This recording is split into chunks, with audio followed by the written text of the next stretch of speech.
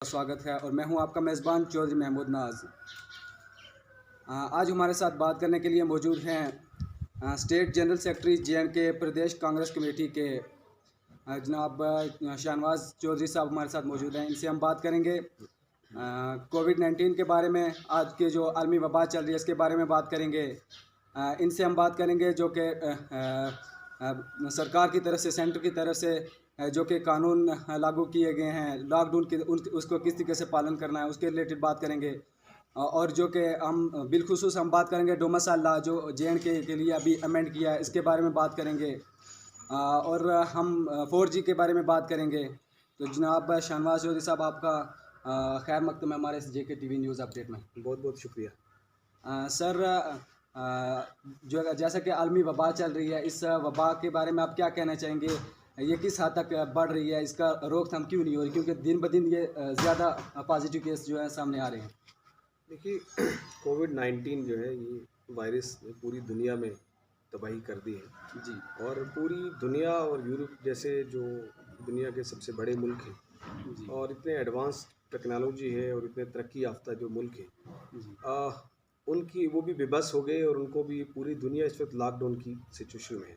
जी जिस तरीके से अमेरिका, तुर्की, पहले सबसे पहले चाइना से शुरुआत हुई जी और उन मुल्कों में कितनी लाखों की तादाद में लोग मुतासिर हुए, मौतें हुई लाखों की तादाद में। जी बिल्कुल। और फिर जब हमारे मुल्क में, हिंदुस्तान में ये वायरस जब एंटर हुआ, तो हमारी सरकार की जो मरकज़ी सरकार है, जी उसकी ये गलती रही कि उन्होंने शुरू में इसको सीरियसली नहीं लिया। जी बिल्कुल। शुरुआत में इसको, जिस तरह एक ताइवान कंट्री है, छोटा सा मुल्क है, जी उसने शुरुआत में ही, क्योंकि ये वायरस जो है ये दूसरे मुल्कों से चल के आया है, तो जाहिर सी बात है जो फ्लाइट्स से बाहर से ट्रैवल जो पैसेंजर्स आए जी वो बिल्कुल। इसको कैरी करके यहाँ आए। कैरी कर।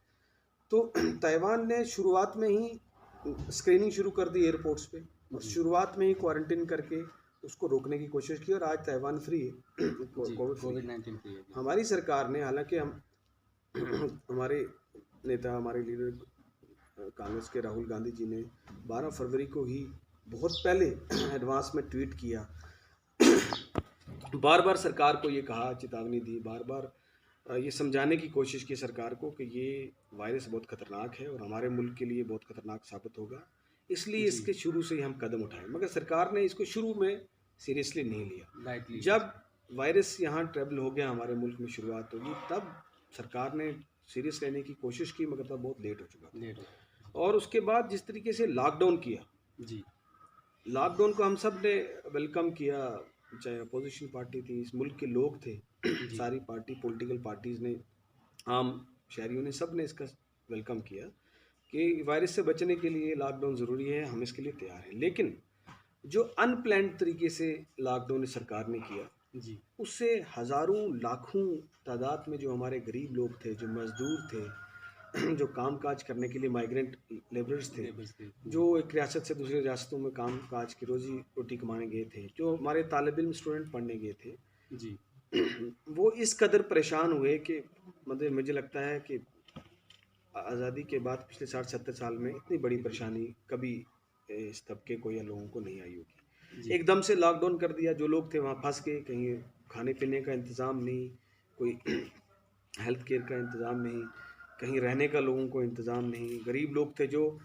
सुबह से शाम तक मेहनत करके शाम को खाते थे, 2-3 महीने से उनका कुछ बंदोबस्त नहीं हुआ, उनकी फैमिलीज़, उनके बच्चे, और यहाँ तक कि लोग पूरे हिंदुस्तान में लाखों की तादाद में लोग पैदल चलना शुरू हुए, जी कई मज़दूर बेचारे मारे गए और मतलब बहुत ही खौफसदा इंसिडेंट्स हुए और इंसान थरथरा उठता है। जी और फिर हमारे जम्मू कश्मीर की बात करें अगर, और हमारे ज़िला पुंछ की बात करें, तो हज़ारों की तादाद में यहाँ हमारे लेबर्स जो हैं वो बाहर थे, वो भी बहुत परेशान हुए, किस किस तरीके से वो पैदल चल के पंजाब, हरियाणा, राजस्थान, दिल्ली, उत्तराखंड और बाकी कुछ अलग रियासतों में, पूरे हिंदुस्तान में लोग थे जी और उनको बड़ी परेशानी आई, और ख़ासतौर पंजाब से इस तरफ से लोग पैदल चल चल के किस तरीके से आए।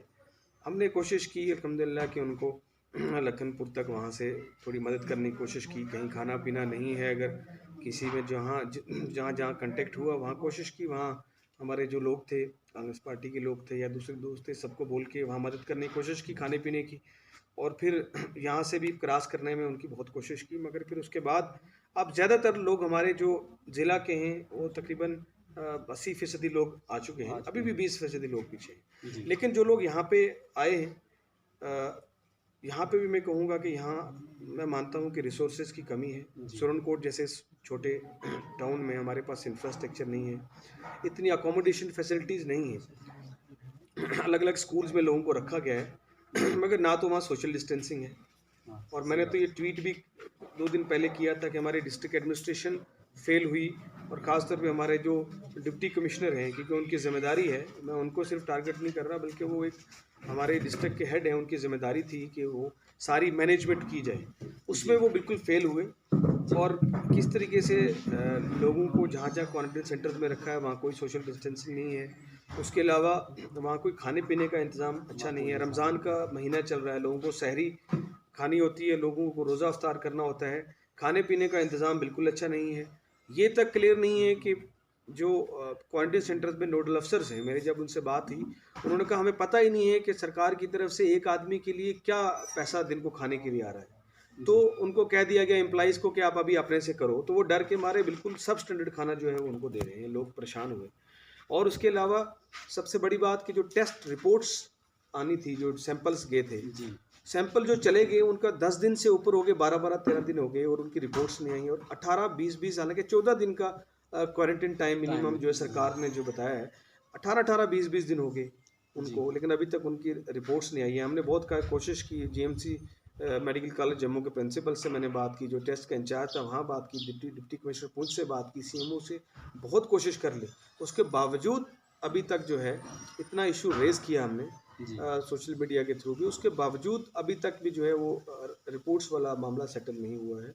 और लोग 5-5 6-6 दिन होके आए हुए यहाँ 6-6 दिन हो गए हैं, अभी सेंटर्स में अभी तक उनके टेस्ट सैंपल्स टेस्ट नहीं लिए सैंपल गए। हैं जी तो रमज़ान का महीना है, अभी ईद भी आ रही है, लोग बहुत परेशान हैं। जी तो मैंने बात की भी है डिस्ट्रिक्ट एडमिनिस्ट्रेशन से और आला भी ऊपर भी बात की है, आपके थ्रू भी मीडिया के थ्रू मैं डिस्ट्रिक्ट एडमिनिस्ट्रेशन से कहना चाहता हूँ कि ये गरीब लोग हैं, परेशान लोग हैं, इनको जितनी ज़्यादा आसान हम इनको फैसिलिटीज़ दे सकते हैं, जितना इनके लिए हम आसानी कर सकते हैं वो हमें करनी चाहिए, जिसमें डिस्ट्रिक्ट एडमिनिस्ट्रेशन फेल हुई है। बट हम उम्मीद करते हैं कि अल्लाह ताला का बड़ा शुक्र है कि डिस्ट्रिक्ट पुंछ में जो है वो अल्लाह ताला ने बचाया इस ज़िला को अभी तक। जी और लेकिन फिर भी पिछले 1 का 2 इंसिडेंट हुए, उसमें भी किस तरीके से एडमिनिस्ट्रेशन फेल हुई, एक मजाक बनाया जी कि एक पहले पॉजिटिव डिक्लेयर किया, फिर उसको नेगेटिव किया, रास्ते में ले जाके वापस ले आए। तो इनको इतनी कन्फ्यूजन है, इनकी मैनेजमेंट टोटल फेलियर है, जी इनके जो टेस्ट रिपोर्ट्स का हैंडल करना है वो बिल्कुल फेलियर है। अभी भी 1-2 लोगों को रखा हुआ है, इनको डोट है, मगर उनको भी बगैर खाने के रखा हुआ है और बगैर किसी इंतज़ाम के रखा है। तो डिस्ट्रिक्ट एडमिनिस्ट्रेशन, मैं ख़ास तौर पे फिर कहूँगा कि डिप्टी कमिश्नर एक यंग आईएएस ऑफिसर है और बाकी डिस्ट्रिक्ट्स में बहुत अच्छे तरीके से हैंडल किया है डिप्टी कमिश्नर्स ने। जी पास ही हमारा पड़ोसी डिस्ट्रिक्ट है राजौरी, राजौरी में। वहाँ बहुत अच्छे से डिस्ट्रिक्ट एडमिनिस्ट्रेशन ने हैंडल किया। आप जम्मू की बात कर लें, श्रीनगर कर लें, श्रीनगर जैसा डिस्ट्रिक्ट जहाँ बहुत ज़्यादा केसेज़ हैं, जी कई 100 केसेस वहाँ के आ चुके हैं, मगर वहाँ के डिस्ट्रिक्ट एडमिनिस्ट्रेशन ने भी बड़े अच्छे तरीके से वहाँ हैंडल किया। जी तो कहीं ना कहीं हमारी एडमिनिस्ट्रेशन फेल हुई है इसमें। मैं उम्मीद करता हूँ कि ये आने वाले दिनों में इसको अपनी गलती को सुधारेंगे और जो लोग हैं इनके लिए जितनी आसानी कर सकें वो करें। जी बिल्कुल शाहनवाज साहब, आप हमें बताएंगे कि जैसे ये सोनिया गांधी जी ने और राहुल गांधी जी ने एक ट्वीट भी किया था और मीडिया पे बात भी की थी कि जो भी ट्रेन का जो भी एक्सपेंडिचर खर्चा होगा स्टूडेंट्स के लिए या लेबर के लिए, तो वो कांग्रेस पार्टी उसका क्या कहेंगे कि उठाएंगे। देखिए उसके लिए आप क्या कहना चाहेंगे, क्या देखिए उठाया है? बड़ी बदकिस्मती की बात है कि इस वक्त जो मौजूदा मरकज़ी सरकार है बीजेपी की, जी उनको गरीब आवाम की तरफ कोई ख्याल नहीं है। उनको कोई गरीब आदमी से लेना देना नहीं है। उनका एक ही मकसद है कि जो बड़े मुल्क के जो बड़े अमीर लोग हैं सिर्फ उनको फ़ायदा पहुँचाया जाए। जी और कई हज़ार करोड़ रुपए जो हैं वो इसी कोविड के दौरान जो हैं बड़े बड़े लोगों को, जैसे जैसे काफ़ी सारे लोग जहाँ इस मुल्क को लूट के भाग, विजय माल्या, मोहिल चौकसी और अलग अलग जो लोग बाहर मुल्क से भाग गए थे, जो लोग डिफ़ाल्टर हैं इस मुल्क के, जो आम आदमी का टैक्स का पैसा है, गरीब आदमी का पैसा है, वो पैसा खा के जो लोग खा गए, उन लोगों का कर्जा माफ़ कर रही है सरकार, उन लोगों का पैसा माफ़ कर रही है। लेकिन गरीब आदमी जो 3 महीने से जिनके जेब में एक फूटी कुड़ी नहीं है, उन लोगों को जब वापस घर जाने के लिए ट्रैवल करना था, तो उनको कहा गया कि वो जो रेल ट्रेन फेयर जो है वो उसका खर्चा खुद मजदूर देंगे। और उसके साथ साथ शर्म की बात तो ये भी कहा गया कि वो जो ट्रेनें चलेंगी उसमें जो नॉर्मल किराए से भी ज़्यादा किराया रखा गया। तो ये जी हमारे मुल्क के लिए बड़ी शर्मनाक बात थी। और मैं मुबारक देता हूँ हमारी नेता सोनिया गांधी जी को और राहुल गांधी जी को, जो हमेशा से इस मुल्क के गरीब के लिए उन्होंने बात की है। और उन्होंने फ़ौरन तौर पे ये एक तारीखी फ़ैसला लिया, बल्कि पूरी दुनिया में इसकी सराहना होगी कि इतने बड़े मुल्क हिंदुस्तान में, जहाँ सरकार गरीब आदमियों का खर्चा उठाने को तैयार नहीं है, वहाँ अपोजिशन ने जो सरकार में नहीं है, उन्होंने जेब से खर्च करके इन गरीब लोगों का खर्चा उठाने की जिम्मेदारी ली। मैं इसके लिए कहता हूँ ऐसी लीडर को हम सलाम करते हैं, ऐसे लीडर राहुल गांधी को सलाम करते हैं कि जिन्होंने इतना बड़ा फैसला लिया। और रियासत में अलग अलग उसके बाद सरकार फ्रस्ट्रेट हुई, बड़ी परेशान हुई, एक्सपोज हो गई ये सरकार बीजेपी की लोगों में पूरे मुल्क के। और अब कई रियासतों में जो कांग्रेस के हमारे लोग हैं, कांग्रेस के लीडर हैं, उन्होंने खुद टिकट्स देना शुरू किया और हम खर्चा उसका उठा रहे हैं।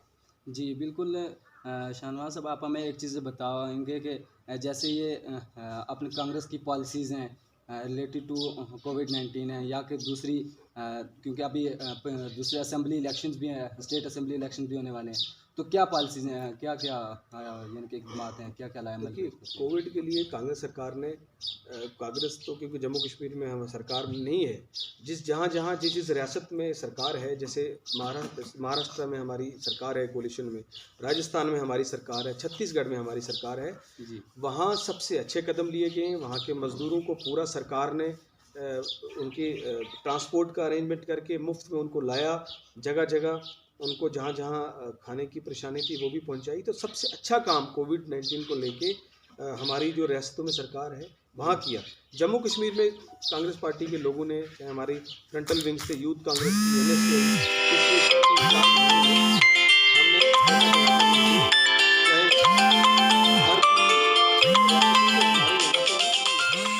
जो गरीब लोग हैं उनको मज़दूरों को बाहर से आने में परेशानी हो रही है, उसके लिए भी कांग्रेस की लीडरशिप जो रियासत की है, हम लोग खुद एडमिनिस्ट्रेशन के साथ राब्ते में हैं, बार बार बाहर की सरकार जो हैं उनके साथ भी राब्ते में, तो हम कोशिश कर रहे हैं ताकि मज़दूरों को आने में आसानी हो जाए।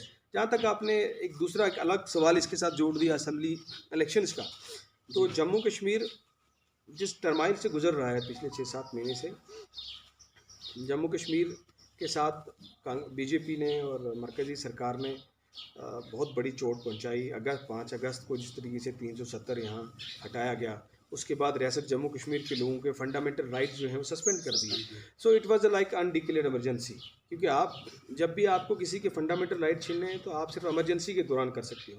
मगर जम्मू कश्मीर में इमरजेंसी नहीं थी, उसके बावजूद लोगों की आवाज़ जो है बंद कर दी गई और सारे अपोजिशन लीडर्स को गिरफ्तार कर दिया गया और हमें बोलने की आज़ादी जो है नहीं दी गई। और मुझे याद है अभी भी जब हम अगस्त के ही महीने में जब हमने जम्मू में कांग्रेस के बाद प्रोटेस्ट करने की कोशिश की, तो किस तरीके से हमें पुलिस घसीट के ले गई, गिरफ्तार कर दिया। कांग्रेस दफ्तर के अंदर हमें प्रेस कॉन्फ्रेंस तक मीडिया को खिताब नहीं करने दिया गया। तो इस तरह के हालात रहे और बंद रहा पूरा रियासत। अभी उस ज़ख़म से हम उभरे ही नहीं थे कि अब कोविड-19 आ गया। और इस तरीके से अभी ब्यूरोक्रेसी का कंट्रोल है, गवर्नर जो हैं वो सीधा बीजेपी के हैं, तो अभी लोगों की आवाज़ कहीं भी सेक्रेटरीट में या सरकार में नहीं है। और बग़ैर सरकार के, बग़ैर डेमोक्रेसी वीक हुई जब जम्मू कश्मीर में, तो ब्यूरोक्रेटिक रूल अभी चल रहा है, तो उसमें लोग आहत हैं, लोग परेशान हैं, हर तबके के लोग रियासत में इस टाइम परेशान हैं। और उसके बाद अभी कोविड-19 के दौरान जब पूरा स्टेट दोबारा से बंद हो गया, उसमें स्टूडेंट्स जो पढ़ने लिखने वाले बच्चे थे वो परेशान थे। कहीं जहाँ बारी की पूरे मुल्क में लोग इंटरनेट का इस्तेमाल करके लोग जो है इसकी कमी पूरी करने की कोशिश कर रहे हैं, वहाँ बग़ैर किसी वजह के जम्मू कश्मीर रियासत के लोगों को परेशान किया गया। 4G इंटरनेट का कनेक्शन इतनी मांग के बाद भी जो है वो नहीं दिया गया। 2G है तो इंटरनेट के बगैर जो है सब परेशान हैं।